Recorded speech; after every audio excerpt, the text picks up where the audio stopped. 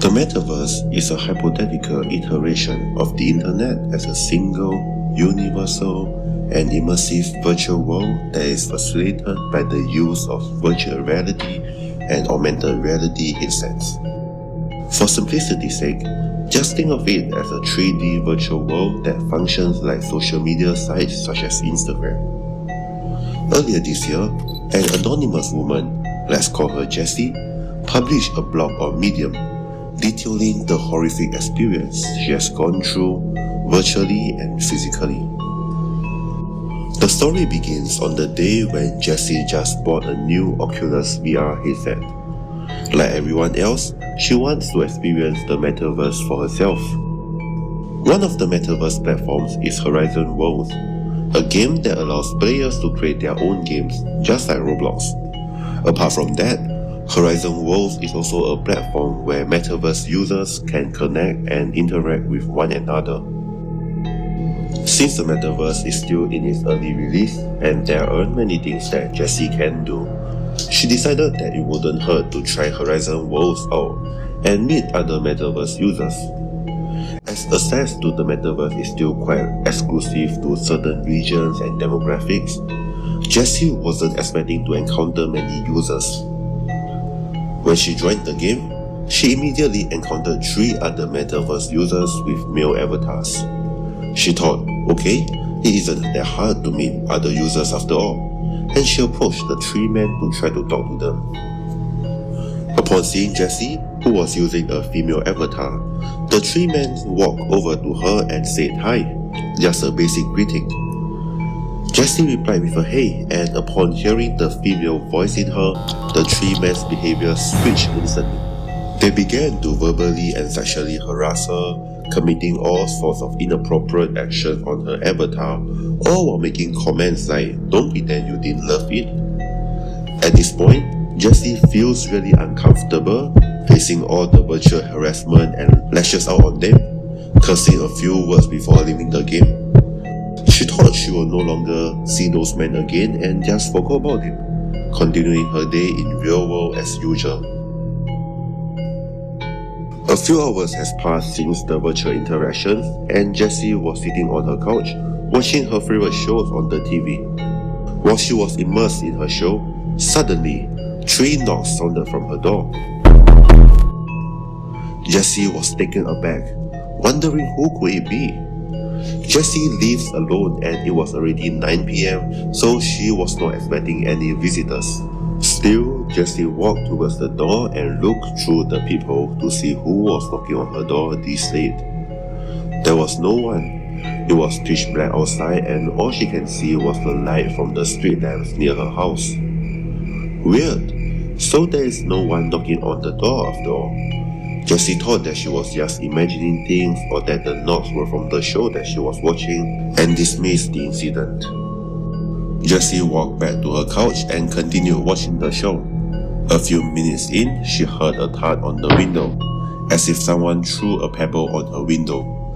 This time, Jessie was sure that she was not imagining things and was a little worried, thinking that someone was pranking her. She walked towards the window, which was just a few feet away from her couch, and lifted up one of the blinds on her window, and what she saw almost stopped her heart. In her front yard, just under the lights of the street lamp, she saw 3 hooded figures standing behind her fence. They were just standing there, motionless, as if they were mannequins. All of them were staring towards her window. Jessie knew that something was wrong. They might be stalkers, pranksters, and whatnot. She knew that the 3 hooded figures were targeting her, so she calmed herself down and continued to observe the 3 men. She knew that the 3 men can't see her as the window blinds are closed.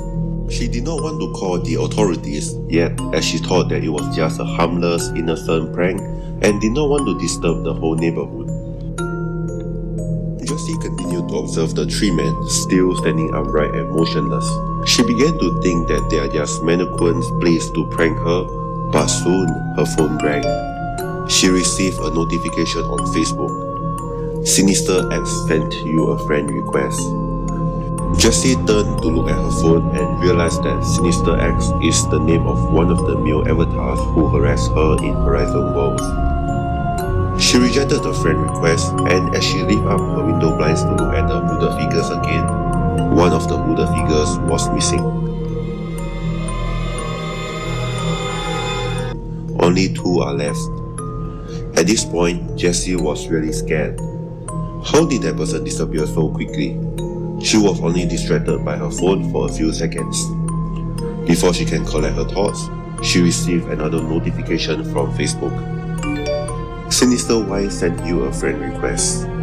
Jessie became really worried at this point as Sinister Y was another user who harassed her virtually.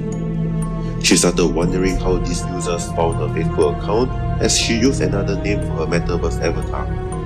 She turned to her windows again and this time, only one hooded figure was left. Jessie was really creeped out by this, but still, she continued to observe the last figure, hoping to see which direction he will go when she received another notification.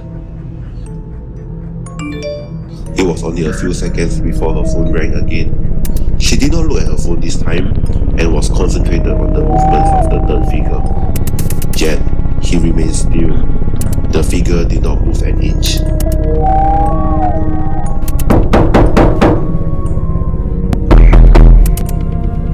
Jessie heard a loud bang on her front door and instinctively turned to look at her front door. Realizing her mistake, she quickly turned to look at the figure again and he was gone. Yet, the banging grows louder and louder. Jessie tiptoed to her front door and looked through the peephole again. There stood three hooded figures and one of them was swinging his hand forcefully on her door.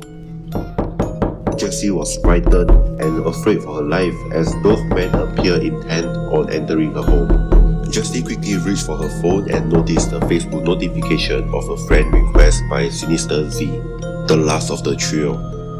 She called 911 and told the operator that a group of men was attempting to break into her home, all while the banging sound grows louder and louder. As she ended the call with the operator, the banging sound instantly stopped. It was dead silent. Jessie looked through the peephole again and the three men were gone. When the officers arrived, Jessie can only detail the incident of the three hooded men to them without any solid evidence to back her claims.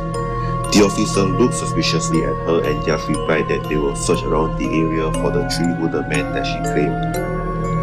As the officers left, Jessie soon went to bed, still thinking about the incident when she saw her bedroom windows smashed. The window shards were scattered across the floor and her bed. On the nightstand beside her bed lies a piece of paper. On that piece of paper, it writes in blood, "Let's meet again in Horizon World."